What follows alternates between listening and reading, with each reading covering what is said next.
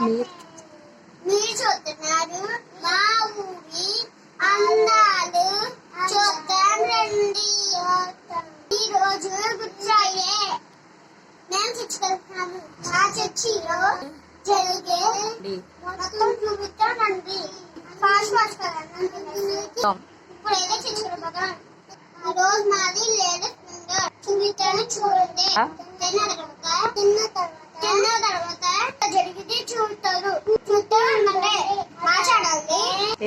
ఎవరైతే కొత్తగా చూస్తున్నారో లైక్ చేయండి, షేర్ చేయండి, కమెంట్ చేయండి, సబ్స్క్రైబ్ చేసుకోండి.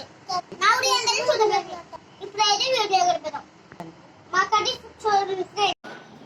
ఇప్పుడు త్వరగా వీళ్ళకి అన్నం పెట్టేసి ఇంకా తిన్న తర్వాత చర్చికి వెళ్ళాలన్నమాట.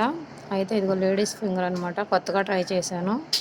అయితే మా ఊర్లో జరిగే అంటే గుడ్ ఫ్రైడే రోజు మాకు ఇక్కడ ఏంటంటే సిలువలో యేసు ప్రభు ఎలా అయితే సిలువలో వేలాడారో సేమ్ అలాగే ఇక్కడ మా మచిలీపట్నంలో చేస్తారనమాట.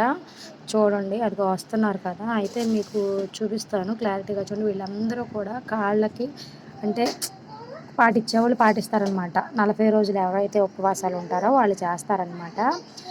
40 రోజులు ఉపవాసాలు ఉన్న వాళ్ళు వేరే అంటే వైట్ అండ్ ఇక్కడ ఒక శారీ వస్తుంది చూడు, బ్లూ శారీ.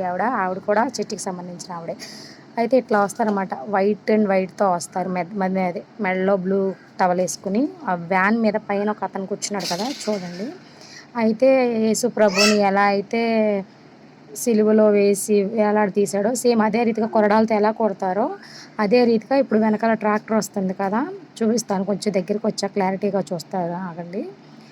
అట్లా కొట్టుకుంటూ తీసుకెళ్తారు అనమాట. అదిగోండి ట్రాక్టర్లో కనపడుతుంది కదా సిలువ.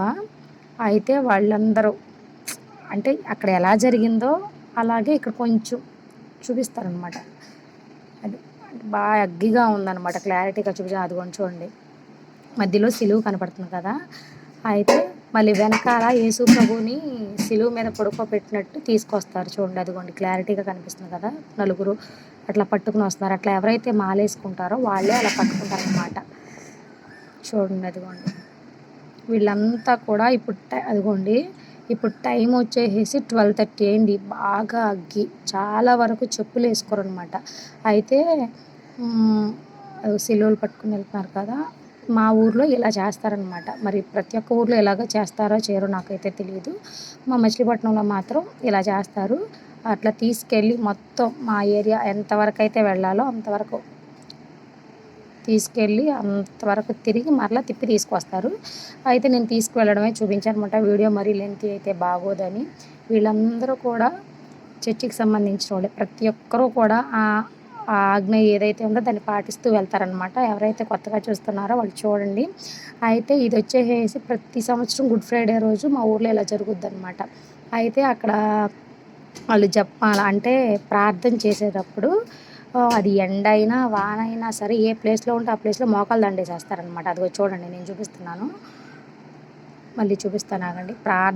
అక్కడ ప్రార్థన మొదలు పెట్టంగానే వెంటనే కూడా అందరూ మోకాలు దండేసేస్తారు. అంత అగ్గిలో అదిగో చూడండి, రోడ్డు మీద అంత నిష్టగా ఉంటారనమాట గుడ్ ఫ్రైడేకి. చాలా అంటే చాలా అసలు అగ్గి తట్టుకోలేనంత అగ్గిలో కూడా ఆ రీతిగా వెళ్తారనమాట. మా ఊర్లో బాగా పాటిస్తారు. ఇదొకటేను.